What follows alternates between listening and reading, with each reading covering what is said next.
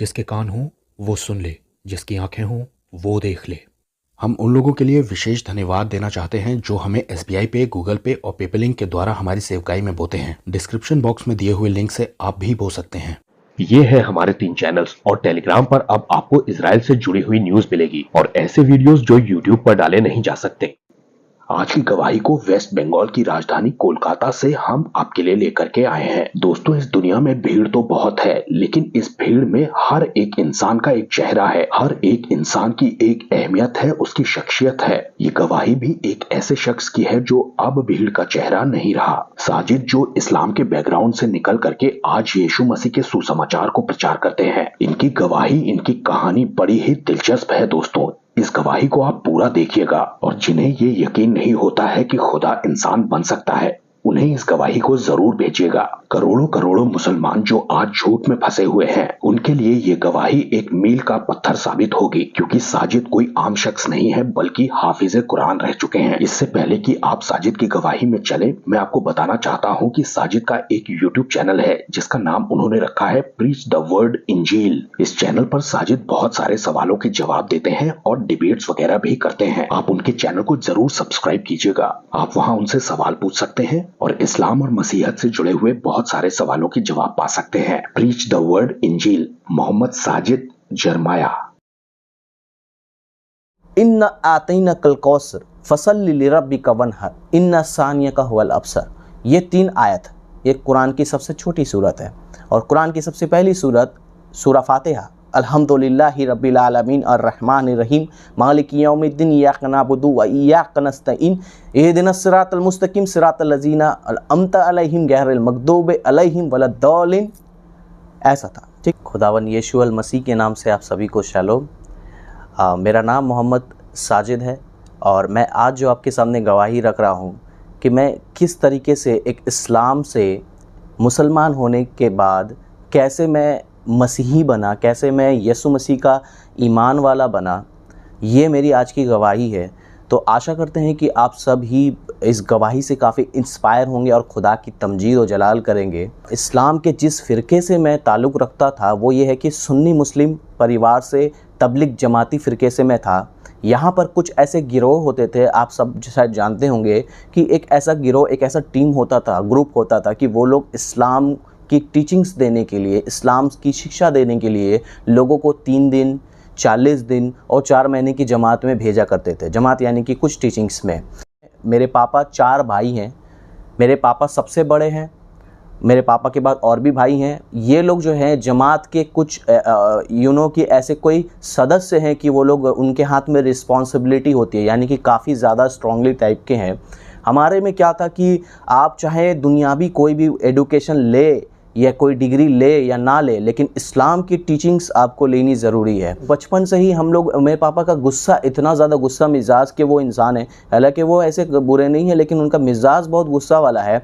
उनका ये थिंकिंग था, क्योंकि उन्होंने अपने पापा से यानी कि मेरे दादाजी से कोई भी प्यार, कोई भी मोहब्बत नहीं पाई, इसीलिए उनका ये मानना था कि अगर मेरा बेटा होता है तो मैं भी अपने बच्चे को वैसे ही तरीके से परवरिश करूंगा, क्योंकि मुझे जब मेरा बाप का प्यार नहीं मिला तो मैं अपने बच्चे को क्यों दूं, मुझे बेटी चाहिए थी। ये दुनिया का जैसे होता ना, उल्टा हो गया ये चीज़, समझ के चलिए। सो दैट्स वाई मेरी बहन को बहुत प्यार मिलता है मेरे पापा की तरफ से, लेकिन ऐसा नहीं है, मेरे पापा मुझे ही बहुत प्यार करते हैं। तो जब मेरा पैदाइश हुआ, जब उनको पता चला तो मेरे पापा मुझे मारना चाहते थे, मुझे रखना नहीं चाहते थे, तो मेरे साथ परसिक्यूशन हुआ। तो मैं जो हूँ, मेरा जो है परवरिश मेरी नानी के घर पे हुआ। मेरा नानी का घर समझ के चलिए मेरे घर से लगभग 10-15 मिनट की दूरी के लगभग था, आसपास ही था। तो वहाँ पर मेरी परवरिश हुई। मेरी मम्मी रोज़ के रोज़ वहाँ जाती, मेरे जो भी पालन पोषण बचपन में होता था वो करती, फिर वापस अपने हस्बैंड के पास यानी मेरे पापा के पास आ जाती थी। ऐसे करते करते अब जब मैं थोड़ा बड़ा होने लगा, नानी के घर पे 6-7 साल का या 5 साल का जब मैं होने लगा, तो जाए कि आप लोग समझ सकते हैं वो लोग एक बुज़ुर्ग हैं, वो लोग संभाल नहीं पा रहे थे। तो बचपन से ही मैं बहुत शरारती था, तो इस वजह से वो लोग मेरी मम्मी ने सोचा कि चलो मैं इसको अपने घर पे ले आऊँ। मेरे पापा से काफ़ी बोलने के बाद, बहुत कुछ करने के बाद मेरे पापा को मेरे को लेके आए घर पे। अब जब मैं घर पे आया तो बचपन से ही समझ चलिए पापा से बहुत मार खाना, बचपन से छोटे उम्र में ही मार पीट झगड़े लड़ाई, मम्मी से मारपीट करते थे, कभी कभी वो बहुत सारी चीज़ें तोड़ फोड़ करना, घरों में झगड़े लड़ाई करना। ऐसे नहीं है कि वो नशाबाज थे, नशे के हालात में अगर कुछ कर रहे हैं, नहीं ऐसा नहीं है, लेकिन वो थोड़ा गुस्सैल किस्म के थे क्योंकि उनके भी लाइफ में इनसिक्योरिटी थी कि उनके भी फादर ने ऐसा किया था। तो सेम स्पिरिट, सेम चीज़ जो है वो मेरे अंदर डालना चाहते थे कि मैं भी अकेलापन में रहूं, और ऐसा ही हुआ। मैंने भी अपने ज़िंदगी में जब मैं 6-7 साल का हुआ, मार खाते खाते स्कूल में जब मैं बैठा रहता था तो एक कोने में बैठा रहता था, कोई दोस्त नहीं, कोई भी ऐसे दोस्त नहीं जो खेलने वाले हो। बस मैं स्कूल में बेंच में ऐसे लेटा रहता था, पढ़ाई जब भी हो, जहाँ टिफ़िन टाइम होता, लंच टाइम होता, मैं ऐसा लेटा रहता, क्योंकि मुझे किसी से बात करना पसंद नहीं, कुछ नहीं, क्योंकि घर का माहौल ही ऐसा था। सारे लोग इस्लाम प्रैक्टिस कर रहे थे, सब कुछ, रोज़े, नमाज, ज़कात, सारी चीज़ें होती थी। फ्राइडे तो समझ के चलिए ईद होता था। ऐसा हमारा जितना कुछ टीचिंग्स है इस्लाम में, जितना कुछ है वो सब तो हो ही रहा था। लेकिन देखिए माहौल कैसा था।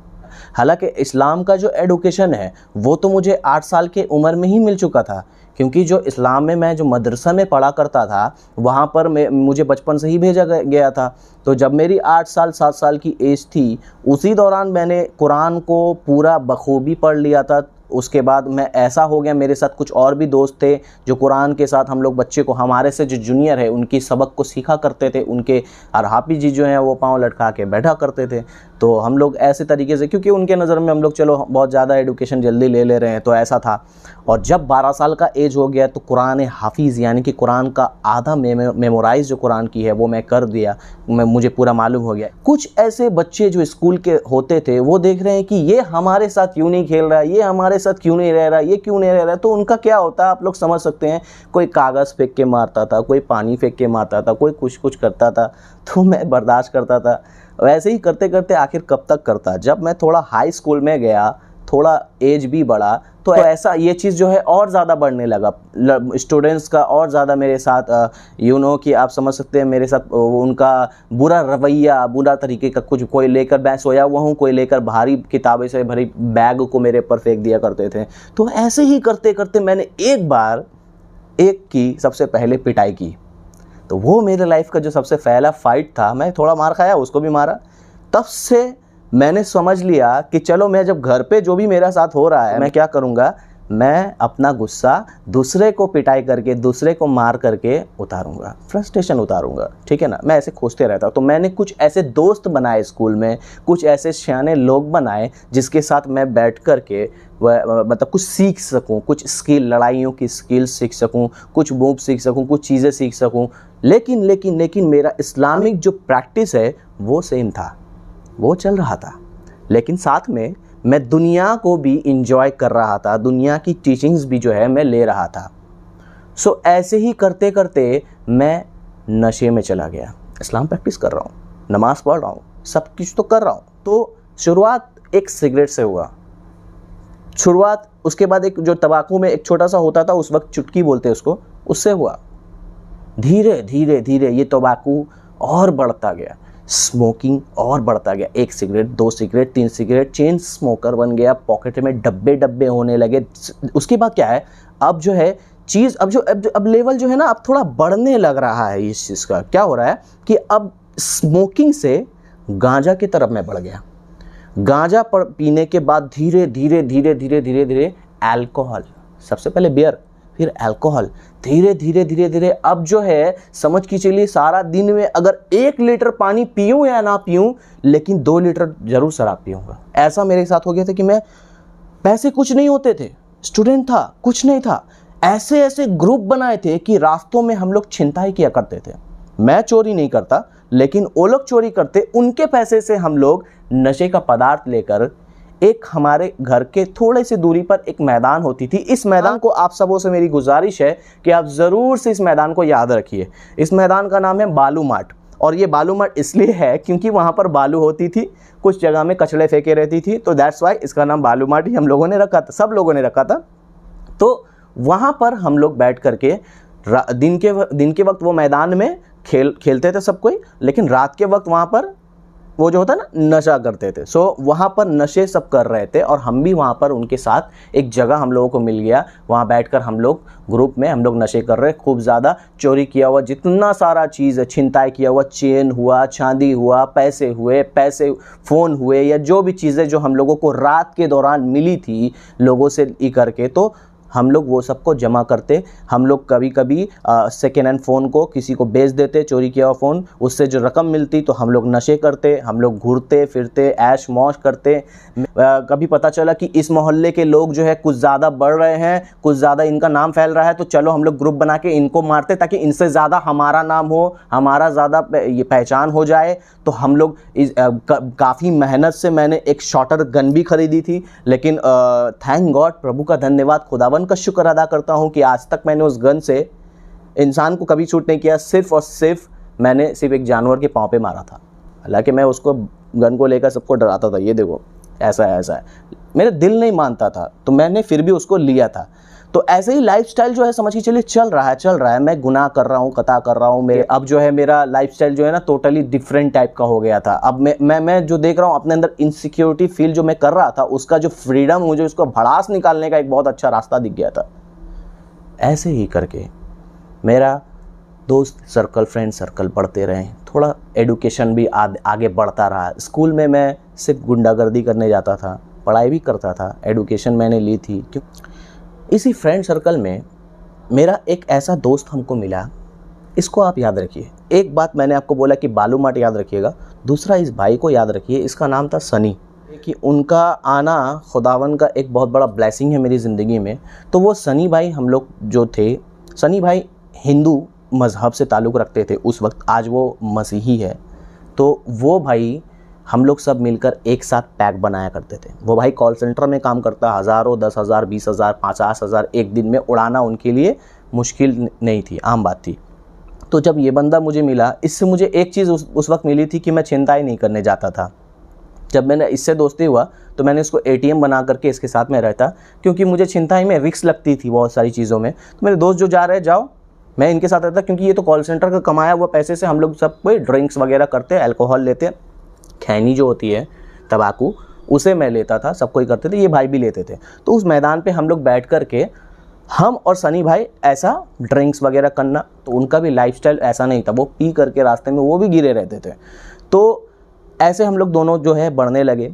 लगभग इसी दौरान के बीच में 6 महीना, 7 महीना, 8 महीना हो गया, मैंने उसको कहीं देखा ही नहीं। मतलब वो नज़र नहीं आ रहा है, यूँ मानो कि वो कहीं गायब हो गया। मैंने नोटिस भी नहीं किया, क्योंकि मेरे इतने सारे दोस्त हैं, मैं एक को क्यों खोजता रहूँगा। मैंने नोटिस भी नहीं किया। 6-7 महीने हो गए। यहाँ पर इस्लाम का प्रैक्टिस मेरा चल रहा है, और यहाँ पर मेरी वो ज़िंदगी जो गुनाह वाली है, वो मारपीट वाली है, वो दुनियावी, वो सारी घिनौने वाली, गटर वाली वो ज़िंदगी, वो भी चल रही है। ये 22 साल 23 साल का एज में इस तरीके का लाइफस्टाइल, बहुत कुछ मैंने सीख लिया था। कि अगर यीशु मसीह मेरी ज़िंदगी में नहीं आते तो शायद मैं मार पीट, गन फायर करना, या कोई गैंगस्टर होना, या फिर मान के चलिए कोई बड़ा इस्लाम के लिए कोई बहुत बड़ा काम करना, कि जैसा जो मुझे सिखाया गया था, तो अगर मैं कर सकता था। लेकिन खुदावन का शुक्र है, लाइफ में यहीं से एक टर्निंग पॉइंट आया। ज़रूर से गौर कीजिए इस बात को। एक वक्त आया जब मेरा भाई ये गायब हो गया, मुझसे मिलता नहीं, कहीं दिखता नहीं, मैदान में नहीं आता। एक वक्त आया कि मैं किसी के साथ मेरा मारपीट हुआ, तो पापा जो है मुझे घर से निकाल दिए।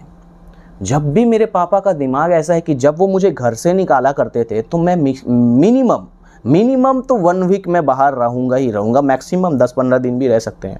अगर मेरे पापा ने मुझे सैंडोगंजी हाफ पैंट में बाहर निकाला, तो मुझे उसी हालत में, चाहे वो ठंड रहे, गर्म रहे, मुझे बाहर रहना पड़ेगा। रिक्शे में सोता था, रास्ते में सोता था, फुटपाथ में सोता था। कभी कभी कोई दोस्त लोग अपने कारखाने में, फैक्ट्रीज में सुलाया करते थे, दोस्त लोग खिला दिया करते थे। ऐसा मुझे कभी मम्मी छिप करके मुझे खोजते खोजते कहीं से कुछ दे दी, कपड़ा दे दी, कुछ दे दी।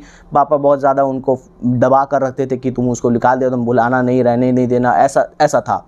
तो समझ के चलिए आपका, जब इस दौरान मैंने किसी के साथ मारपीट कर लिया, तो जब मुझे घर से निकाल दिया गया उस शाम के वक्त, लगभग 6 से 7 के बीच में उसी मैदान पे बालू माट में मैं फिर से गया, और जा कर के वहाँ पर बैठकर मैं ऐसे ही सोच रहा हूँ, और मैं अपना फ़ोन को घर पे रख दिया था।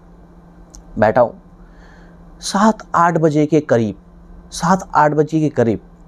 आप सोचिए 6 महीना से वो भाई मुझे नज़र नहीं आया, लेकिन जीसस का मिरेकल देखिए कैसा उसके दिल में ये बात आया। 6 महीने के बाद ही, कभी मैं एग्जैक्ट 6 महीना नहीं बोल रहा हूँ, एक एवरेज में बता रहा हूँ आपको, वो बंदा फिर से मेरे से मिल रहा। उस दिन मुझे देखा, बोला क्या हुआ साजिद, ऐसे हालात में तुम क्यों लग रहे हो, क्या बात है, तुम्हारा थोड़ा हालत ख़राब लग रहा है, क्या कुछ हुआ है क्या? बोले भाई वही जो हमेशा होता है, पापा के साथ झगड़ा हुआ, पापा घर से निकाल दिए। तो भाई बोला कि समझाया मुझे कि ऐसा मत करो साजिद, ऐसा लाइफ सही नहीं है, थोड़ा गलत है देखो। लेकिन एक बात है कि उसको मैं नोटिस कर रहा हूँ, वो तो बोल रहा है लेकिन मैं उसको नोटिस कर रहा हूँ।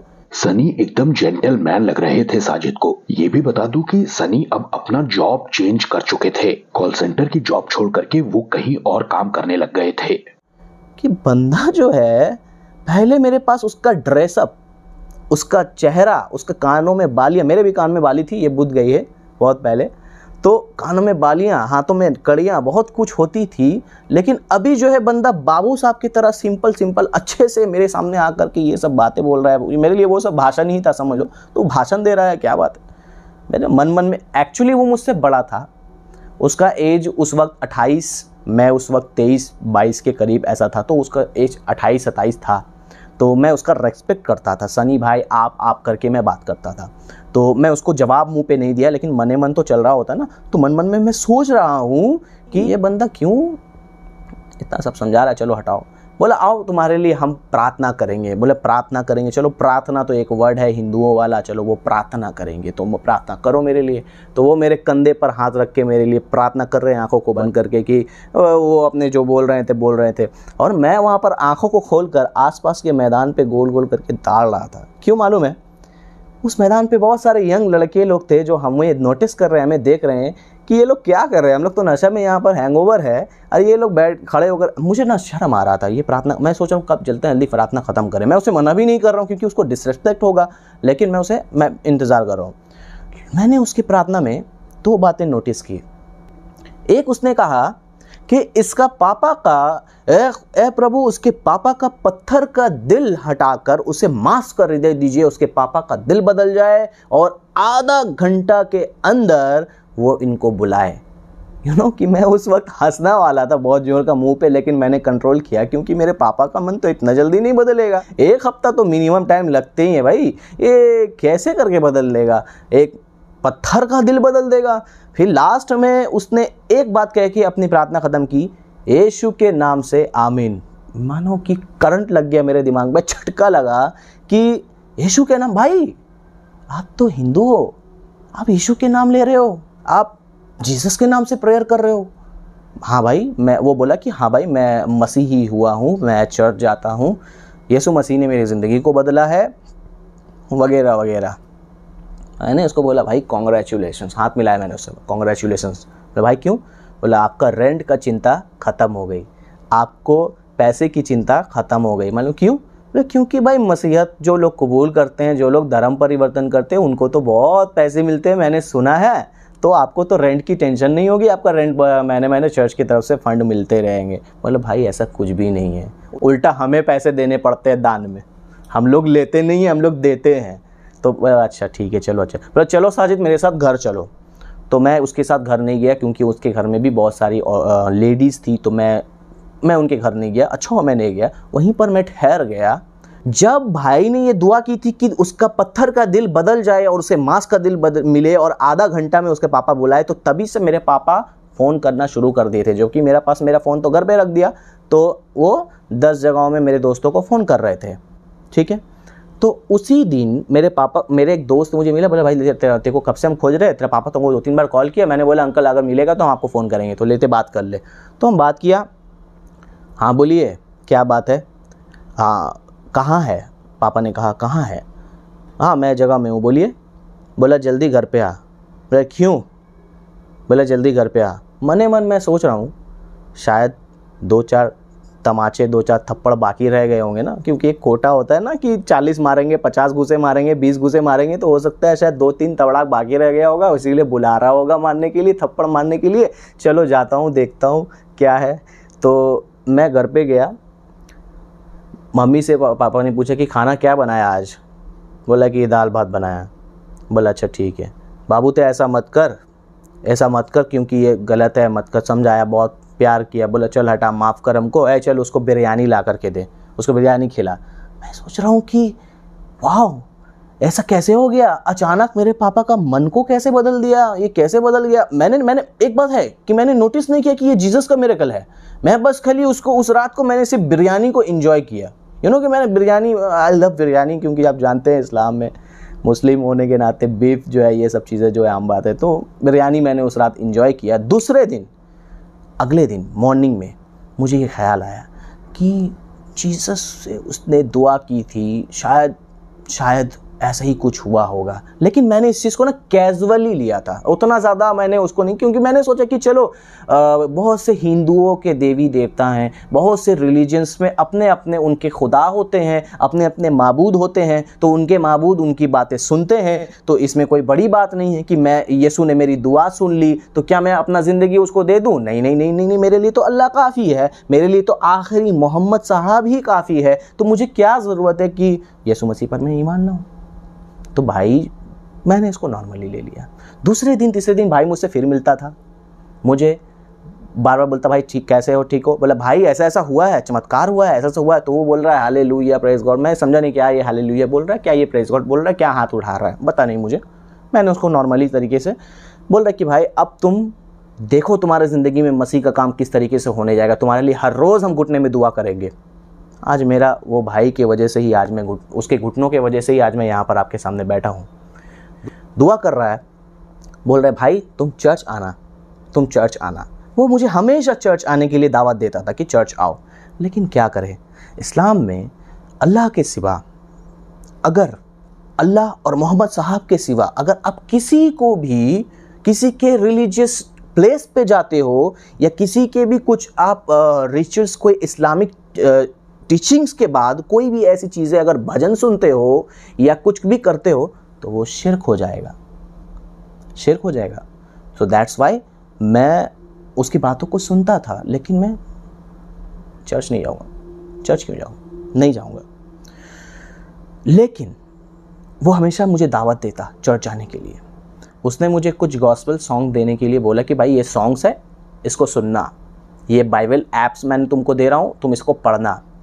मन मन में मैं सोच रहा हूँ अगर मैंने इस गॉस्पेल सॉन्ग को नहीं लिया, कहीं नहीं इनका यीशु नाराज़ हो जाए और मेरा पापा का दिल पत्थर का हो जाए और मेरा पापा फिर से मुझे मारने पीटने लगे। चलो मेरे इनके यीशु ने इतना बड़ा काम किया तो चलो मैं इनका गॉस्पेल सॉन्ग ले लेता हूँ। ये थोड़ी ना देखने जा रहा है कि मैं इसको सुन रहा हूँ या मैं क्या कर रहा हूँ, ले लेता हूँ, दे दो।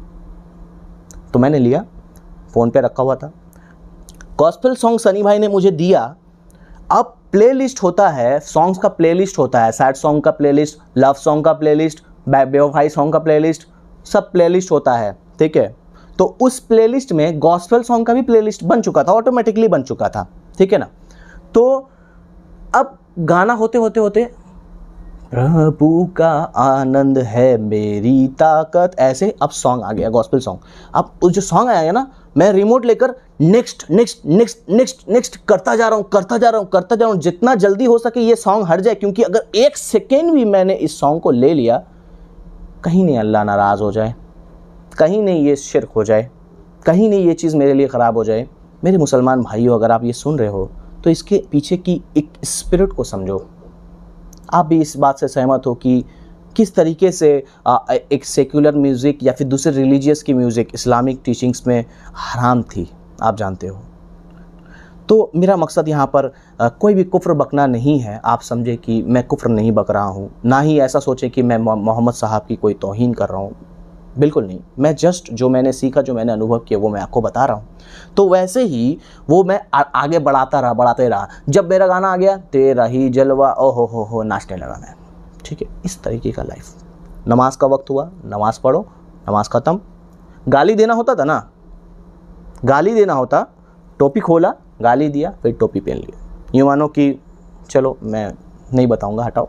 एक दिन ऐसा हुआ, रास्ते पे मैं कहीं जा रहा था और मेरे किसी से अननोन पर्सन से लड़ाई हो गई। उस दिन मैं अकेला था, तो लड़ाई हो गई। कम से कम 7-8 लड़कों ने मिलकर मुझे मारा। मैंने एक चश्मा बहुत मुश्किल से ख़रीदा था, हमेशा मेरा चश्मा, बाल अजीब किस्म के, कानों में बालियाँ अजीब किस्म के टाइप के होते थे, तो चश्मा भी बेचारा मेरा तोड़ दिया। एक तो इतना मेहनत से पैसा लेकर के चश्मा खरीदा, उसको भी मेरा तोड़ दिया, ठीक है ना। तो सब मारपीट हुआ। तो मारपीट होने के बाद में मैं जब ख़त्म हो गया, मुझे उन्होंने पूरा फाड़ फूड़ दिया था, ठीक है, पूरा फट गया था मैं अंदर से। तो अब जब मैं रास्ते से जा रहा हूँ तो जब जाते जाते मैं, गॉड इज़ माई विटनेस, खुदावन गवाह है, मुझे नहीं मालूम कि जिस रास्ते से मैं जा रहा हूँ अपने घर की तरफ, उसी रास्ते में एक ऐसा शॉप आएगा जिस शॉप पे सनी भाई काम करता है। कभी भी मुझे मालूम नहीं था कि सनी भाई यहाँ काम करता है। रास्ते से जा रहा हूँ, सनी भाई बाहर वहाँ मुझे दिखा, बोल रहा है क्या हुआ भाई, ऐसे हालत में फटे फूटे लग रहे हो। बोला भाई ऐसा ऐसा फिर से हो गया। तो वो मुझे फिर से बताने लगा, फिर से अपना भाषण देने लगा। एक चीज़, इब्रानी भाषा में इत्तेफाक नाम का बाइबल में कहीं भी कोई शब्द नहीं है। कोई भी चीज़ है कोइंसिडेंस, इत्तेफाक से नहीं हुआ। Everything is plan of God. हर एक चीज़ में खुदा का कोई ना कोई प्लान है। तो उस दिन भी संडे था, मैंने उसको बोला, यूं मानो होठों को किसी ने कंट्रोल कर लिया। बोल रहा है, मैं उनको बोला भाई आज संडे है, आज चर्च जाऊंगा। बोल रहा भाई क्यों, उसका मन में बोला कि भाई ज़रूर तुम्हारे लिए दरवाज़ा खुला है, चर्च का दरवाज़ा खुला है, तुम चलो चर्च आओ। तो मैं फर्स्ट डे बोला भाई चर्च जाऊंगा, थोड़ा नापाक हूँ, घर पे जाकर पाक सब। बोला भाई नापाक और पाक से कुछ नहीं होता, तुम्हारा मन पाक होना चाहिए, जिस्म से कोई मतलब नहीं है।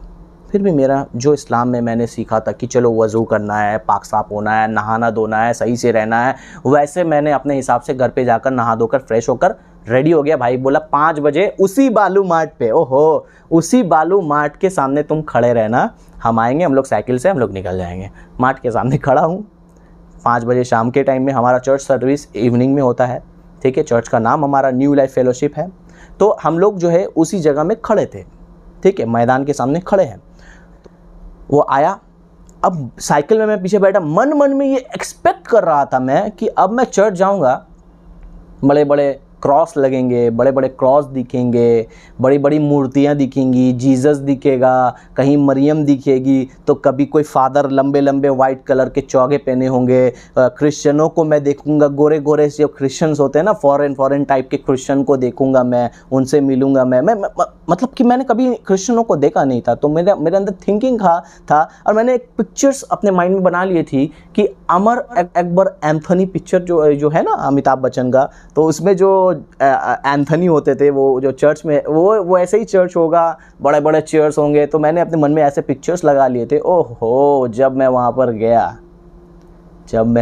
गया मेरे अरमानों में पानी फिर गया। जाकर देख रहा हूँ चर्च में एक भी मूर्ति नहीं है, एक भी क्रॉस नहीं है, एक भी प्रकार का कोई भी ऐसा यूं मानो कि आइडल वर्शिप ऐसा कोई मूर्त नहीं है। मैं सोच रहा हूँ क्या चर्च है। इवन वहाँ पर फादर भी कोई लंबा वस्त्र पहने हुए नहीं थे, लेकिन एक व्यक्ति सामने में बैठे हुए थे, वही जो खास लग रहे थे। मैंने सनी भाई से पूछा भाई ये बंदा कौन है, तो बोला कि यही पास्टर है। बोला पास्टर मतलब, बोला बाद में तुमको समझाएंगे। तो वहाँ पर ख़त्म हो गया। अब जो है सब खड़े हो गए, अब जो है वर्शिप शुरू हुआ, अब जो है आराधना स्तुति प्रशंसा और हमदो सना की गीत जो है वो शुरू हुई। अब जो सारे लोग हाथ उठाकर तालियां बजाकर रोते हुए सब वहाँ पर इबादत करना शुरू किए, और मैं आसपास सबको ऐसे से घूर रहा हूँ। अब मेरे रिएक्शन को देखिए, मैं सबको देख रहा हूँ, अरे ये लोग सब रो रहे हैं, ये लोग सब दुआ कर रहे हैं, मैं तो चुप से खड़ा हूँ, कहीं ना इनके सामने बेवकूफ़ दिख जाऊँ, चलो मैं भी हाथ उठाकर दुआ करता हूँ। ये लोग सोचेंगे ये दुआ नहीं कर रहा है, कुछ नहीं बोल रहा है। तो मैंने भी वहाँ पर हाथ उठाकर अल्लाह अल्लाह कहाँ मैं आ गया, अल्लाह अल्लाह क्या हो गया, अल्लाह क्या होगा अल्लाह।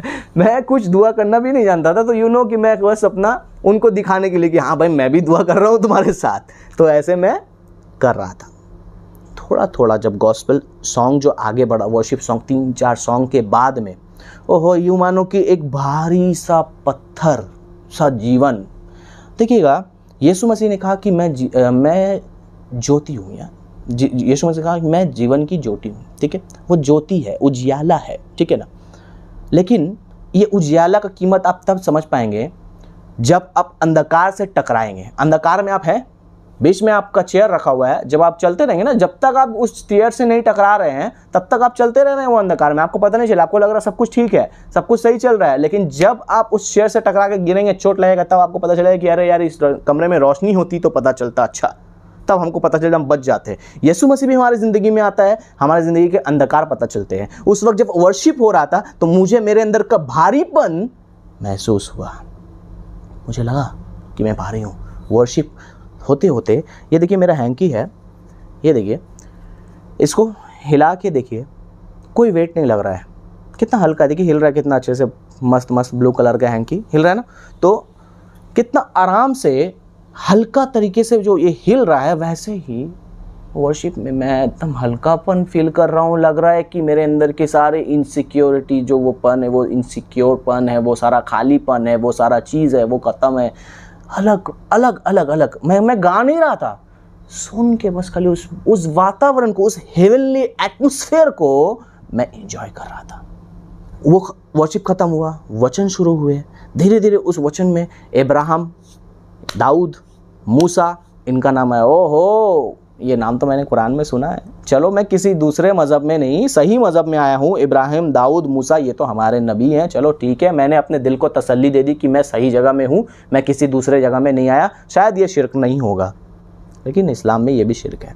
तो जब चर्च सर्विस ख़त्म हुई तो भाई ने मुझे इंट्रोड्यूस करवाया क्रिश्चियंस लोगों से कि भाई आओ मिलेंगे। मेरे भाइयों, मेरे मसीही भाइयों, मेरे मसीही बहनों, मैं आपसे एक बात गुजारिश करता हूँ, आप इस चीज़ को जानिए कि आज के डेट में ये जो चीज़ मेरे साथ उस वक्त हुई, तो ये चीज़ आज के डेट में भी ज़रूरी है और आगे तक भी ज़रूरी है। ये अपने अंदर में रखिए। अगर कोई पासवान देख रहा है तो आप भी जानिए जो मेरे साथ हुआ। उस दिन जब भाई ने मुझे इंट्रोड्यूस करवाया मसीहियों से, वो मुझे गले लगा रहे हैं, हाथ मिला रहे, भाई प्रेज द लॉर्ड।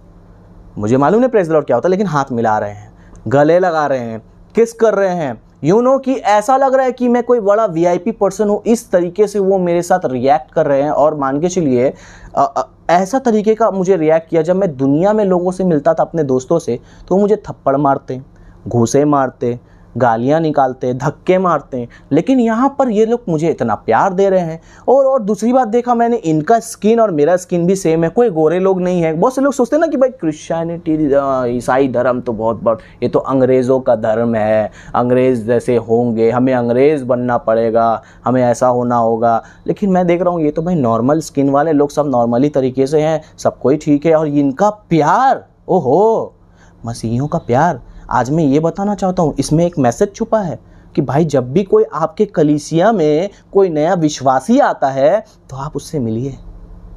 वो कुछ तो उम्मीद लेके आता होगा ना, उसकी ज़िंदगी में कुछ तो परेशानी रही होगी ना, आप उससे मिलिए, आप उसके साथ उसके साथ घुल मिलिए। बहुत से लोग ना नया विश्वासी है, बात नहीं करते हैं, पता है, वो ये मन में सोचता होगा कोई तो मुझसे बात करे, उसको शर्म आती होगी, उसको लज्जा आती होगी। आप एक टीम लेके जाइए, उनसे मिलिए, उसको प्यार कीजिए।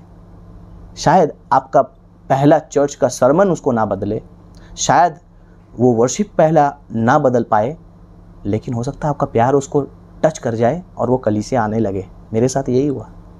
सनी भाई जब सर्विस ख़त्म हुआ, सनी भाई पूछ रहा है कि भाई नेक्स्ट संडे आओगे? मैंने उसको जवाब दिया, भाई अगर आप नहीं भी बुलाओगे तब भी मैं आऊँगा, क्योंकि मुझे बहुत अच्छा लगा, मुझे मसीहियों का प्यार, ये वातावरण बहुत अच्छा लगा। आगे संडे मैं इंजॉय करता रहा चर्च में जा कर के।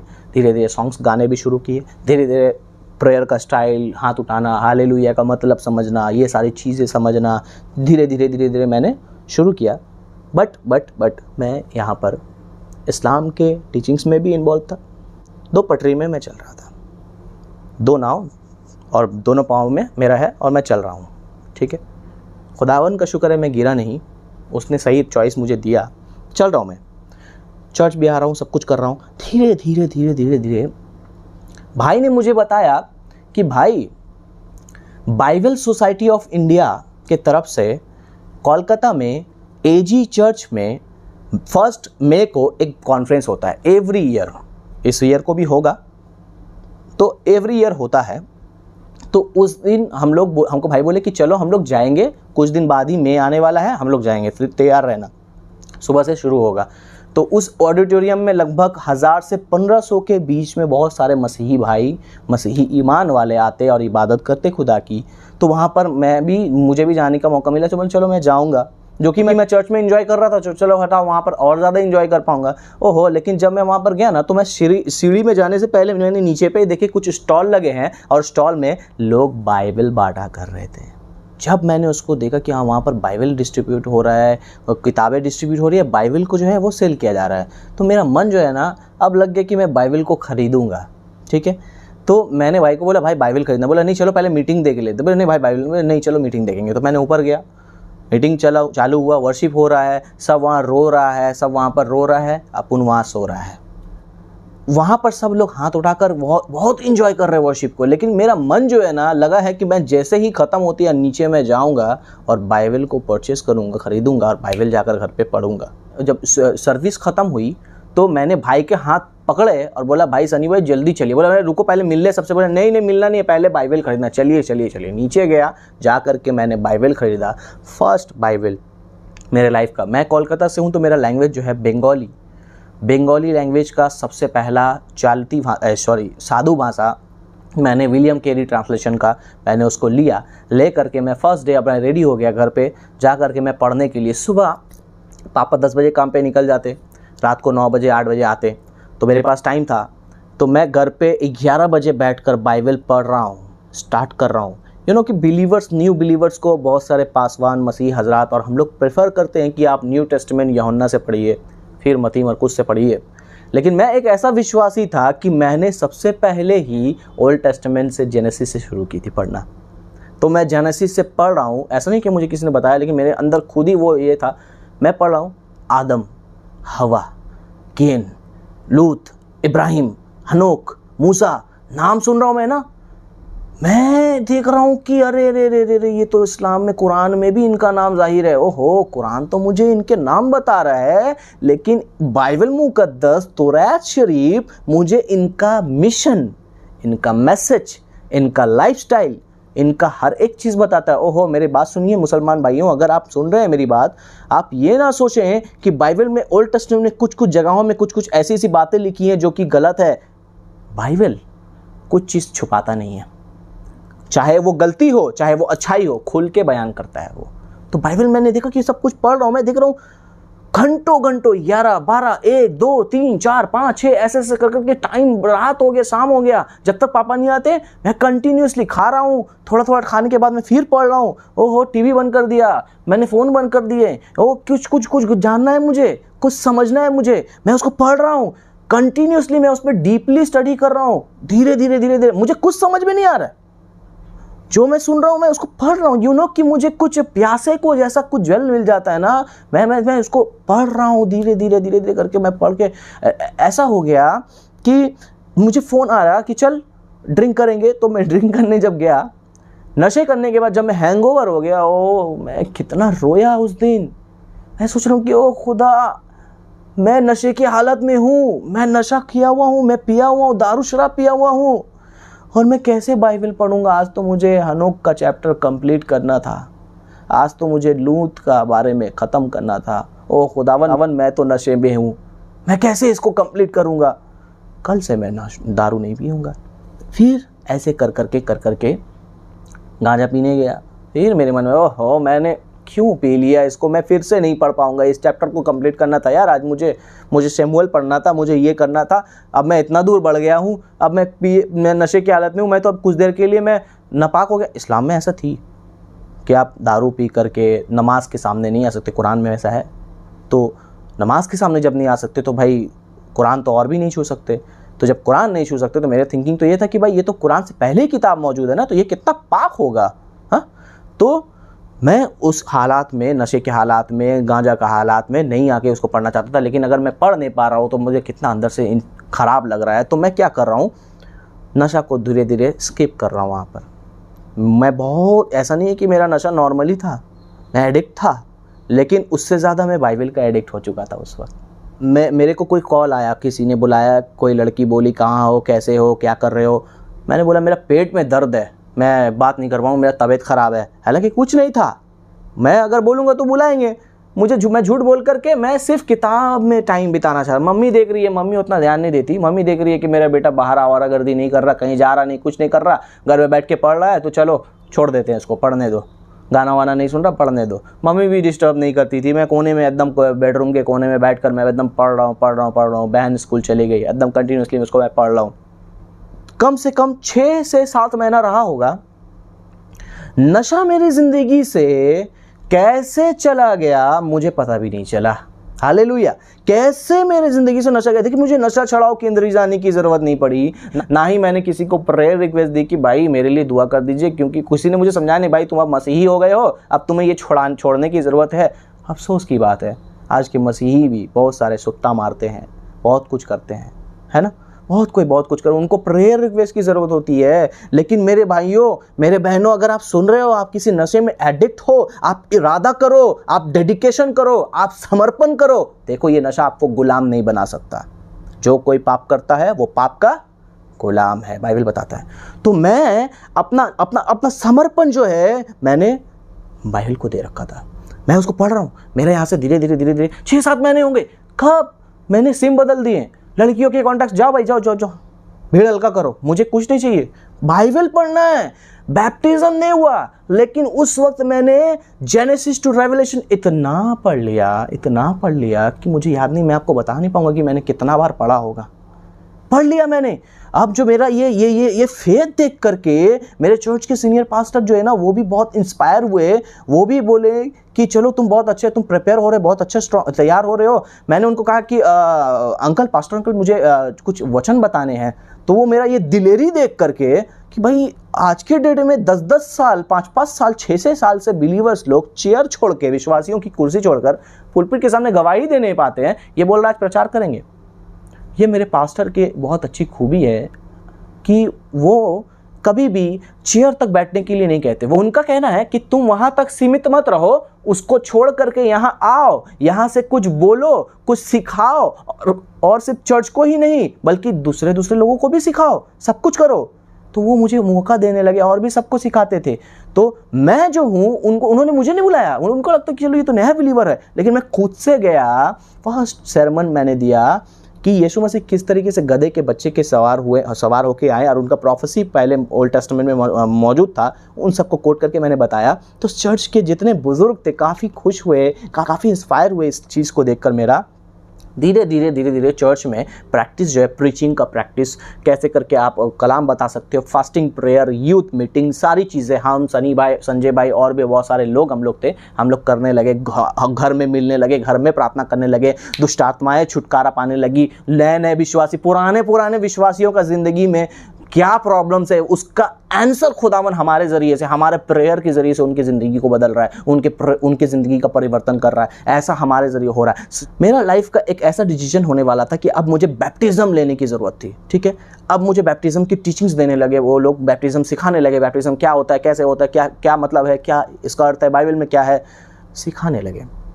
तो मैंने सोचा कि इससे पहले मैं बैप्टिज़्म लेता हूँ, कुरान तो मैंने 12 साल की एज में पढ़ लिया था, सब कुछ जान गया था, तो मैं एक काम करूं, फिर से कुरान को कंपैरेटिवली, आप समझ पा रहे हो कि कुरान का तर्जुमा के जो लिखा है, अल्हम्दुलिल्लाहि रब्बिल आलमीन, तारीफ हो उस खुदा की जो जिसने सारे कायनात को बनाया, इसके सारे जितने सारे तर्जुमे हैं, यानी कि 114 सूरत के तर्जुमा, हदीस, सही मुस्लिम, सही हदीस, ऑथेंटिक हदीस, नॉन ऑथेंटिक हदीस, वीक हदीस, जितने भी है। देखिए, अगर कोई मुसलमान सुन रहा है तो आप ये ना समझे कि मुझे इसके बारे में नहीं मालूम, समझ के चलिए हदीसें मैं दिखा सकता हूँ आपको। तो मेरे भी ऐसे ही मैंने सोचा कि चलो मैं कंपैरेटिवली स्टडी करता हूँ। मैंने बाइबल मुकद्दस को खोला, बाइबल के हिस्ट्री, बाइबल में जितने भी बातें हैं, रोमन कैथोलिक्स का history, Protestant, Lutheran, Brethren, 7 day Adventist, सारे चीज़ों को, सारे लोगों को मैंने देखा, सारे हिस्ट्री देखा, चर्च हिस्ट्री देखा, पोप का, सारी चीज़ों का, सारे अर्ली चर्च में क्या हुआ, बिब्लिकल, हिस्टोरिकल, साइंटिफिक, जितना भी है वो मैंने उसको देखा। फिर मैंने इस्लाम की भी कंपैरेटिवली सारी स्टडी की, उसको भी मैंने सर्च किया। मैंने life of Mohammed and the life of Jesus दोनों को देखा।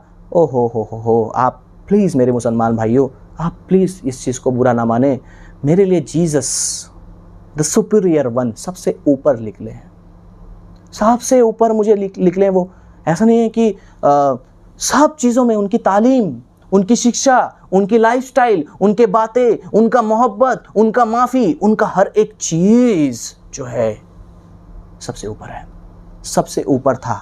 मैं अगर अपना लाइफ बैप्टिज्म में खुदावन को नहीं दूं, यूं ना हो कि मैं मर जाऊंगा, ऐसा मेरा हो गया। मुझे कोई फोर्स नहीं था, मुझे कोई, मेरा फ्री विल था। किसी ने मुझे पैसे नहीं दिए, किसी ने ये नहीं कहा कि भाई तुम समझ रहे ना, ऐसा नहीं। मैंने बैप्टिज्म लिया। बैप्टिज्म लेने के बाद में मैंने अपने इस कंपैरेटिवली स्टडी को कंटिन्यू किया। धीरे धीरे मैंने क्रिश्चियन प्रिंस, डेविड वुड, बहुत सारे और भी हैं। एक इंस्पायर मेरे लिए था नबील कुरैशी, अगर आप जानते हैं तो। नबील कुरैशी सर का मैंने बहुत सारी किताबें PDF फॉर्म में मैंने पढ़ी। बैप्टिज्म से पहले हमारे चर्च में एक कन्फेशन प्रेयर होती है कि सब लोगों के सामने मैं, जिसको प्रभु ग्रहण कहते हैं, प्रभु ग्रहण कर रहा हूँ मैं, रिपेंटेंस प्रेयर कर रहा हूँ मैं। तो रिपेंटेंस प्रेयर करके जिस दिन मैंने कदम रखा था मसीही में शिक्षा पाने के लिए, कंपैरेटिवली स्टडी करने के लिए, उस दिन ही मुझे पता चला था, मेरे चर्च के एक भाई ने बताया कि नबील कुरैशी डेथ हो चुके हैं और वो मर गए, लेकिन आज एक नया नबील कुरैशी तुम्हारे अंदर से आया है। तभी मैंने उनकी किताबों को पढ़ना शुरू किया था। और 15 अप्रैल मैंने फर्स्ट प्रभु भोज में 15 अप्रैल को मेरे सर का, यानी कि नबील कुरैशी सर, मैंने उनको देखा नहीं, उन्होंने, मैं विश्वास करता हूँ उनकी किताबों से। बहुत सारी उनके बायोग्राफी पढ़ी मैंने, उनकी सीकिंग अल्लाह, फाइंडिंग जीसस, उनकी बहुत सारी साइंस एंड अल्लाह, बहुत सारी चीज़ें मैंने उनकी किताब को मैंने पढ़ा है। तो धीरे धीरे मेरा स्टडी जो है यहाँ पर बढ़ता गया। अब मेरे घर में मेरे पापा जो है वो देख रहे हैं कि अब मेरा लड़का जो बड़ा है, अब तो मेरा समझ लीजिए एज जो है उस वक्त समझ लीजिए 24 से 25 हो गए हैं। अब इतना साल तो 1-1.5 साल तो मेरा यहीं लग गया, बैप्टिज्म और चर्च के सारी चीज़ों में मेरा 1-1.5 साल 2 साल चले गए यहाँ पर। अब जो है पापा बोल रहे हैं कि बाबू अब तुझे काम करना होगा, ऐसे नहीं चलेगा, तू काम कर। अब मैं काम कर रहा हूँ कि अब मुझे काम में जाना होगा। ऐसा नहीं कि मैं लेज़ी था, काम में जाने के लिए लेज़ी नहीं, काम में तो काम ही करूँगा ना, काम में तो कुछ और नहीं कर पाऊँगा। तो काम में मैं वहाँ पर जितना देर रहूँगा, 7 घंटे 8 घंटे, तो वो 7 घंटे 8 घंटे मैं बाइबल में देता था ना। लेकिन अब जो है मुझे 7 घंटे 8 घंटे मुझे काम करना होगा, वो मुझे मैं बाइबल नहीं पढ़ पाऊँगा, क्योंकि 7 घंटे 8 घंटे में वापस पापा भी घर पे रहेगा, पापा के सामने बाइबल नहीं पढ़ता था मैं, तो मैं कैसे बाइबल पढ़ूँगा। मेरा दिल ना, मैं बहुत बड़ा चिंता में, बहुत बड़ा टेंशन में था। लेकिन by the grace of God, by the mercy of God, आप मेरे उस मैदान को आपने याद रखा होगा। सुनिए, जब काम से मैं आता, अपने बाइबल को लेता 8 साढ़े 8 बजे के टाइम में, मैंने ऐसा नहीं है, मैंने बंद नहीं किया। मैंने 8 साढ़े 8 बजे के बाद उसी मैदान में जहाँ पर मैं नशे करता था, जहाँ पर मैं मारपीट दोस्तों के साथ अड्डेबाजी करता था, उसी मैदान में 8 साढ़े 8 9 बजे के बाद से रात को 11-12 बजे तक मैं उसी मैदान पे, जहाँ पहले मैं नशे करता था और उन लोग दोनों मिलकर वहाँ अड्डेबाजी करते थे, अब उस मैदान में खुदा ने उसे और मुझे वहाँ पर बाइबल स्टडी करना सिखाया। अब हम लोग वहाँ पर बाइबल स्टडी करने लगे। बाद में जगह जगह में बार रात को पुलिस का रेड पड़ती थी, तो बहुत से लोगों को उठा लेते थे, बहुत से लोग भाग जाते थे, लेकिन हमने तो गुनाह नहीं किया, हम तो वहाँ पर बाइबल मुकद्दस पढ़े थे, हम खुले तरीके से वहाँ पर खड़े रहते थे। कुछ ऐसे पुलिस जो थी, जो मुझे भी शायद वो पहचान नहीं पाई, लेकिन उन्होंने भी कई बार मुझे उठाया था 1 रात के लिए 2 रात के लिए रखने के लिए, तो वो भी मुझे देखते रहे, लेकिन उनकी हिम्मत नहीं हुई कि मुझे आकर टोके या बोले कि यहाँ से चले जाओ, क्योंकि उनको वो देख रहे थे मेरे हाथों में किताब, उनके हाथों में किताब, तो वो लोग वैसे ही चले जाते थे बड़े इज्जत के साथ। ये खुदा है हमारा जो उनके दिलों में ये इज्जत देता है। तो हम लोग वहाँ स्टडी करने लगे, पढ़ रहा हूँ। आगे में मेरे कुछ दोस्त, खुदा ने कुछ दोस्तों को भी दूर रखा मुझसे थोड़ा दिन के लिए, लेकिन ऐसे भी कुछ दोस्त लोग थे, क्योंकि हम लोग बहुत ज़्यादा लड़ाई झगड़े करते थे, तो बहुत कोई हमको पहचानते थे, हम नहीं पहचानेंगे लेकिन हम लोगों को बहुत से पहचानते थे। तो वो लोग देख रहे हैं कि ये लड़का को तो हम लोग पहले देखे थे कुछ और कर रहा था, लेकिन आज ये क्या कर रहा है, पागल हो गया है, शायद इसका दिमाग हैंग हो गया है, वो ये पढ़ रहा है क्या है, पागल होगा। लेकिन उन्हीं में से किसी ने शायद मेरे पापा को बोल दिया होगा, मेरी गवाही ऑलमोस्ट खत्म हो गई, उन्हीं में से किसी ने मेरे पापा को बोल दिया होगा कि आपका बेटा कुछ किताबें पढ़ रहा है मैदान में। एक चीज़ गौर कीजिएगा, जब मैं नशा कर रहा था कोई नहीं बोलने गया, कोई नहीं मिला, लेकिन जब मैं जिंदा खुदा का कलाम पढ़ रहा हूँ, जो जिंदगी देता है, बदलता है, उसको जब मैं पढ़ रहा हूँ, शैतान को देखिए कितना प्रॉब्लम है, जलन हो गया, उसने मेरे लिए रास्ता बंद किया था, लेकिन खुदावन रास्तों को खोलता है। हाँ, तो समझ के चलिए, मैं पढ़ रहा हूँ, वो बता दिया पापा को। जब मैदान में मैंने शुरू किया पढ़ना, तो मुझे धूप में पढ़ने पड़ते थे। मैदान समझ पा रहे हो आप, वहाँ पर कुछ पाँचिल नहीं होगी, धूप में चलते थे, फास्टिंग में, गर्मी में, बारिश अगर होती तो साइड में, कंटिन्यू कम से कम मैदान में मैंने स्टडी किया कम से कम 6 से 7 महीना, उसी मैदान में नशे के हालत में। कभी कभी मैदान में लाइट्स नहीं होते थे, ऐसे हालात में लाइन पोस्ट के सामने लोग क्या सोचेंगे, फिर भी मैं लोगों की परवाह नहीं, मैं बाइबल पढ़ रहा हूँ, कुछ कंप्लीट करना है, ख़त्म कर दिया, फिर पढ़ना है, ऐसे थी मेरी ज़िंदगी। तो वो मैं कर रहा हूँ। अब शैतान सोच रहे चलो इसको यहाँ से रोकेंगे, लेकिन खुदा का मर्जी कुछ और था। जब उन्होंने बोल दिया मेरे पापा को, पापा मुझे घर पे बुलाए, क्या कर रहे थे, क्या पढ़ रहे थे, तबलाक 2-4 मारे हमको। 2-4 थप्पड़ मारने के बाद में वहीं से मेरा किताब को पढ़ना बंद करना चाह रहे थे, लेकिन मैंने बोला अगर आप किताब पढ़ना मुझे बंद करवाएंगे, आप मुझे घर से निकाल दीजिए, सब मंजूर है, लेकिन मैं किताब पढ़ना बंद नहीं करूँगा। चाहिए मारिए हमको, कितना मारिएगा मारिए। मैंने आज तक कभी अपने पापा को मुँह तोड़ जवाब ऐसे नहीं दिया, लेकिन बाइबल के लिए मैंने उस दिन जवाब दिया। ठीक है, मैं रेस्पेक्ट करता था, मैं उनके मार कर 2-4 तलवार मार ले, घूसा मार ले, नंगा कर दे, लेकिन मैं उनको जवाब नहीं दूंगा। ऐसा मेरी अंदर की परवरिश थी, तो मैं उनको जवाब नहीं देता था। उस दिन मैंने जवाब दिया कि नहीं, मैं आप मुझे निकाल दीजिए, लेकिन मैं बाइबल पढ़ूंगा। बोला ठीक है, तो बाइबल पढ़, लेकिन यहाँ नहीं पढ़ेगा, बाहर पढ़ेगा, घर पे नहीं पढ़ेगा, ये घर क्रिश्चियन का जात का घर नहीं है, ऐसे बोला, बाहर पढ़ेगा। तो मैंने बोला चलो ठीक है, बाहर पढ़ेगा, बोलो हटाओ ना। बाइबल उनके सामने रखा रहती थी, इनका हिम्मत नहीं होता कि वो उठाकर फेंक दे या कुछ कर दे। खुदा ने उनको इस तरीके से रोक के रखा, किताब लेता उनके सामने ही जा करके मैं बाइबल को कभी छत पे, कभी यहाँ, कभी वहाँ। तो एक दिन हमारे घर पे हाउस ग्रुप हमने रखा, ठीक है, तो हम लोग प्रेयर कर रहे थे। पापा उस दिन आने वाले नहीं थे, लेकिन वो आए, मम्मी तो थी, वो आए, वो बैठे, वो डिस्टर्ब नहीं किए। ठीक है, ये इतना तक का खुदा हम लोगों को ग्रेस दिया कि अब मेरा पापा देख रहा है। तो अब जो देख रहा है, उस दिन फर्स्ट ऐसा चीज़ था, फर्स्ट ही टाइम उन्होंने देखा। अभी इससे पहले नहीं मालूम था कि वो देख रहे हैं, फर्स्ट टाइम उन्होंने देखा। तो जब हम लोग प्रेयर कर रहे हैं, जब हम लोग दुआ कर रहे हैं, तो उसके अंदर से इस तरीके से वो रिबेल हुआ, वो लड़का इस तरीके से, वो मतलब दुष्ट आत्मा इस तरीके से चिल्लाया, ऐसे करके वो अपने आप को बूस्ट किया, एक्सपोज किया। मेरे पापा जो है ना, खाली उसको देख रहा है और मुझे देख रहा है कि मेरे लड़का को आखिर क्या हुआ, ये क्या हो गया इसके अंदर।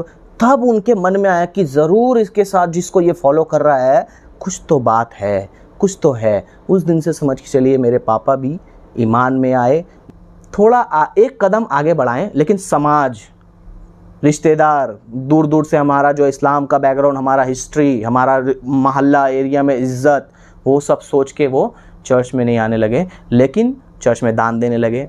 कभी कभी कोई कॉन्फ्रेंस होती, कभी कभी कोई मीटिंग होती, तो पापा आ जाते चर्च में। ऐसा ही एक कॉन्फ्रेंस हुआ था हमारे यहाँ के मैदान, पार्क स्ट्रीट में एक मैदान है, मैदान में हुआ था। मोहन सी लाजरस, ब्रदर मोहन सी लाजरस, वो आए थे, यूट्यूब में आप उनको सर्च कर सकते हैं, वो आए थे। उन्होंने एक प्रीचिंग किया, उन्होंने बताया लगभग 1000-1500 की भीड़ में एक मैदान में पापा ही एक अनोखे निकले, जो उनके मुंह से निकला कि यहाँ पर एक ऐसा बंदा है जो कि ईसाई नहीं, जो कि मसीही नहीं है, वो गैर कौम से आए हैं, फर्स्ट टाइम आए हैं, और आपके नेक में रास्ते में ही अचानक बहुत हेवी बड़ा पेन हुआ है, ठीक है, जो आपको बहुत प्रॉब्लम हो रहा है गर्दन मोश करने में भी। आप अगर है, आप सामने आइए, अभी आपको शिफा मिलेगी। वहाँ पर कोई नहीं आया। मेरी मम्मी बोल रही कि देखिए ये तो आपके बारे में बोल रहा है। बोले नहीं रुको ना, हो सकता है उनका कोई अपना सेटिंग किया हुआ लोग होगा। बोले नहीं आप ही के, देखिए कोई तो नहीं जा रहा, कब से बुला रहा, जाइए। तो पापा गया सामने, उतना भीड़ में पापा सामने गया, बोला मैं हूँ, मेरे लिए दुआ कीजिए। तो दुआ किया, 5 मिनट में उनको शिफा मिली। बोले कि नहीं, पापा बोले कि चलो कुछ तो है, ठीक है, ते कर मेरे लिए दुआ करेगा ही करेगा। तब से मेरे लिए द्वार खुल गया। मैंने जो अपना फोकस है वो मिनिस्ट्री के ऊपर में, खुदा की खिदमत के ऊपर में, बाइबल मुकद्दस के ऊपर में, इन सब चीज़ों में ज़्यादा देने लगा। तो मेरी जो गर्लफ्रेंड थी, मैंने सबको छोड़ दिया था, लेकिन एक जो थी मेरे साथ 2012 से थी, बचपन का, कि बचपन का प्यार, मेरे मौज की रेखे भी नहीं उठी थी उस वक्त का प्यार, स्कूल लाइफ का। तो वो मेरी गर्लफ्रेंड थी, उसको मैंने नहीं छोड़ा था।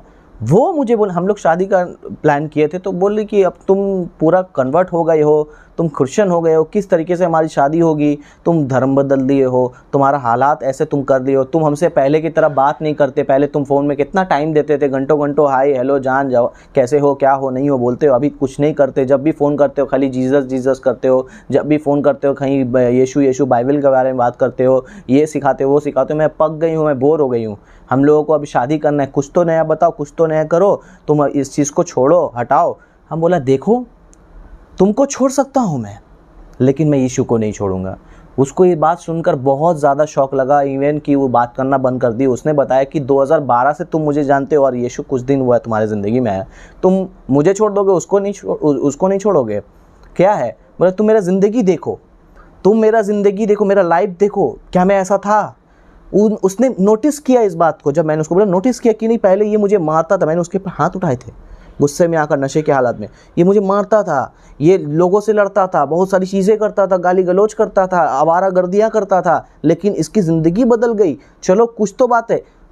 तो मैंने उसको बोला कि ये लो, ये किताब पढ़ो, तुम ये बाइबल मुकद्दस तुम पढ़ो, तुम जानो उसकी भी इस्लामिक प्रैक्टिस, उसके भी ख़ानदान जो है मुस्लिम है, उनकी भी सारी चीज़ें अच्छी हैं, उनका भी ऐसा नहीं है कि एडुकेशन नहीं है, एडुकेशन है, इस्लामिक एडुकेशन उनको भी मिला है। उसको जब मैंने दिया, पढ़ो, इंजिल को पढ़ो, तो वो जो है उसका एक गवाही है, ये है कि वो छिप छिप कर बाथरूम में, टॉयलेट में किताब पढ़ने लगी। जब वो पढ़ने लगी और मेरे लाइफ को देखने लगी। अब हम लोग दोनों का फ़ोन में बात बहुत कम होता था, क्योंकि वो भी अब बाइबल पढ़ने लगी थी, ठीक है। तो सेम चीज़ उसके अंदर में आया। वो मेरी गर्लफ्रेंड थी उस वक्त, तो आया। अब जो है मसला यहाँ ये हो गया, अब वो मुझे बोल रही है, आप लोगों ने बाइबल में सामरी स्त्री के बारे में पढ़ा होगा, ठीक है, आपको यूहन्ना 4 अध्याय में आपको मिल जाएगा, ठीक है। तो एक स्त्री है जो कि यीशु से पानी मांगती है। उसके बाद देखिएगा सब कुछ यहाँ माजरा हो जाता है, स्टोरी आप लोग जानते हैं अच्छे से, हो जाता है। और वो स्त्री जो है गांव में जाकर सब नगर को प्रचार कर देती है, और नगर के लोग आकर के यीशु को देखते हैं, और यीशु को आकर देखने के बाद उस स्त्री से क्या कहते हैं कि तूने हमें बताया इसलिए हम माने हैं, ऐसा नहीं, बल्कि अब हमने आप ही देख लिया है इसीलिए हम ईमान लाते हैं। मेरी वाइफ ने भी ऐसा किया कि मैंने खुदावन को कबूल किया, मैंने यीशु मसीह को अपनाया या बपतिस्मा लिया इसलिए नहीं, या मैंने उसको बोला या हमारा रिलेशन ख़त्म हो जाएगा इसलिए नहीं, बल्कि उसने आप ही मसीह को देखा, उसने आप ही मसीह को जाना, उसने आप ही मसीह को समझा, इसीलिए अब वो भी मसीही होने लगी। हम उसको चर्च लेके जाते थे छिप छिप के। पहले हम लोग डेटिंग में जाया करते थे, लेकिन अब छिप छिप के हम लोग चर्च में जाते थे, जाने लगे, बात करने लगे, चर्च में सीखने लगी वो भी। फिर देन उसके बाद कुछ वक्त बाद उसका बैप्टिज़म हुआ, मेरे 2-2.5 साल के बाद उसका बैप्टिज़म हुआ। बैप्टिज़म होने के बाद में वो भी मेरे साथ खुदावन के उस कामों में लगने लगी। फिर खुदा ने ऐसा रास्ता निकाला कि वो मेरी गर्लफ्रेंड, जो कि शादी होना हम लोगों के लिए असंभव था, बाद में मेरी शादी हो गई उससे। आज के डेट में वो मेरी बीवी है, उसका नाम सना है, आप लोग दुआ में ज़रूर याद रखिए। तो आज वो मेरी बीवी है। हम लोग दोनों ही मुस्लिम लोगों के बीच में खुदा का कलाम, खुदा का वो काम हम लोग कर रहे हैं। करके मैं जिस बैकग्राउंड से हूँ, कंपैरेटिवली स्टडी किया, तो खुदा ने जिस तरीके से पौलुस को अन्य जातियों के लिए चुना था, जिस तरीके से पतरस को यहूदियों के लिए चुना था, खुदा ने विजन के थ्रू। ओह साजिद, तो अपने जान का फिक्र करता है? नहीं, मैं नहीं फिक्र करता। कैमरे के सामने अपना फेस रिवील करने में नहीं डरता। मैं अपने मुसलमान भाइयों को इंजील मुकद्दस की मनादी करने से नहीं डरता। ही मुफ्ती, मौलाना, मौलवी, नॉर्मल मुस्लिम, प्रैक्टिसिंग मुस्लिम, ऐसे लोगों के साथ मैं बैठा हूँ। मेरी योग्यता नहीं है, वो मुझसे काफ़ी एडुकेटेड, काफ़ी अच्छे पर्सनालिटी, वेल ड्रेसअप, वेल सब कुछ उनका अच्छा है। लेकिन खुदा ने जिस तरीके से, खुदा कहता है कि मैं तुझे ऐसी बोल और ऐसी बुद्धि दूंगा कि तेरे विरोधी तेरे बातों का खंडन नहीं कर सकेंगे। खुदा ने मुझे ऐसी बोल और बुद्धि दी। जब मैं उनसे बात करता हूँ ना, ये मेरा प्राइड नहीं है, वो मेरी बातों का जवाब नहीं दे पाते। कुछ जवाब देते हैं तो मैं उनको उनका ही तरीके से बताता हूँ, ये करता हूँ। तो आज उन लोगों के साथ बातचीत करना, उनको मैसेज देना, छोटा मोटा, हम लोगों का टीम बहुत छोटा है। आप लोग दुआ कीजिए, आप लोग ज़्यादा से ज़्यादा इस चीज़ के लिए आप और मिशन, ये चीज़ आगे बढ़े, आप लोग ऐसे दुआ कीजिए, टीम हमें मिले, और सारे चीज़ों की ज़रूरत है वो भी हमारा पूरा हो। हम इंडिपेंडेंट है, हमें कुछ जगह लेने पड़ते हैं, कुछ डिबेट्स के लिए, कुछ कभी कभी क्या है ना, हमें मदरसे में भी करना पड़ता है। मदरसे में क्या है ना, भीड़ ऑटोमेटिकली सब आ जा रहे हैं, एक नियम होता है, एक रूल्स होता है, लेकिन वो लोग ना रूल्स को फॉलो नहीं कर रहे। तो हम एक जगह लेंगे तो वहाँ एक ये हो सकेगा, तो हम लोग जगह के लिए टेंशन में क्या, चलो रेंट में ही मिल जाए, लेकिन ऐसा तो हम लोग ऐसा कर रहे हैं। मेरी ज़िंदगी में वो काम हुआ है। इसी तरीके से अगर वाकई में इस्लाम के अंदर वो पावर, वो अगर उसकी टीचिंग्स में, उन सब चीज़ों में अगर कुछ ना कुछ बात होती तो वो मुझे बदल देता, क्योंकि मैं तो डेडिकेटेड था, मैं तो सबमिटेड था। लेकिन जो असली खुदा का कलाम है, जैसे कि आप यूहन्ना रसूल की इंजील शरीफ, उसका 17वां बाब, उसकी 17वीं आयत में आप पढ़ेंगे कि सच के द्वारा, यानी कि सत्य के द्वारा इन्हें पाक कर, और तेरा कलाम ही सच है। तो खुदा का कलाम जब मैं पढ़ रहा था तो उसने मेरी ज़िंदगी को धोया, मुझे पाक किया। उसने ना केवल मुझे नशे से आज़ाद किया, उसने मेरे घर के माहौल को भी बदला, मेरे फाइनेंस को भी बदला, और डे बाय डे मेरे फाइनेंस को भी बदलता है, मेरे लाइफ स्टाइल को बदला, मेरे ड्रेसिंग स्टाइल को बदला, मेरी हर एक चीज़ों को बदला, मेरी थिंकिंग को बदला। मेरे इन हाथों में उसने अभिषेक दिया कि जब ये बीमार पड़ते हैं तो ये मेरे हाथ से नहीं बल्कि उस नाम से, उस अभिषेक के कारण वो बीमारी ठीक होती है। जब कोई दुष्ट आत्मा जब सामने आती है तो यीशु नाम से डरती है। तो इन सब चीज़ों से क्या है, पौलुस कहता है कि तुमने आत्मा को कैसे पाया, क्या व्यवस्था को पालन करके पाया, क्या तुमने कुछ हज कर लिया। पौलुस का बोलने का मतलब कुछ और था, लेकिन मैं बता रहा हूँ कि क्या मैं हज करके, या मैं कुछ 5 टाइम नमाज पढ़ के, या मैं कुछ ज़कात दे करके, या 30 दिन रोज़े रख करके क्या मैं जन्नत को हासिल कर लूँगा। कुरान में लिखा है इंशाअल्लाह, यानी कि अल्लाह चाहे तो, श्योरिटी नहीं है। आखिरी बात बोलकर मैं अपनी बात को अंत करूँगा। सूरह फातिहा आयत नंबर 6, यानी कि चैप्टर 1, कुरान का चैप्टर 1 वर्स नंबर 6, हर एक नमाज में यानी कि दिन के 5 वक्त के नमाज होते हैं, और हर 5 वक्त के नमाज में ये अल्फाज उनका नमाज में हर मुसलमान शामिल करते हैं, एहदिना सिरातल मुस्तकीम। इसका मतलब है कि ए अल्लाह हमें सीधी राह दिखा। लेकिन यूहन्ना रसूल की इंजील 14 बाब आयत नंबर 6 में लिखा है, राह, हक और ज़िंदगी मैं हूँ, बिना मेरे कोई बाप तक नहीं जा सकता। वहाँ राह की आप खोज कर रहे हो, सीधी राह दिखा, राह आपके पास है मेरे दोस्तों। तो आशा करते हैं कि आप लोग ज़रूर से कुछ सीख पाए हैं। अगर आप सीखे हैं तो ज़रूर से आप और भी दुआ कीजिए, और इस मिनिस्ट्री के लिए दुआ कीजिए, हमारे और हमारे घराने के लिए दुआ कीजिए।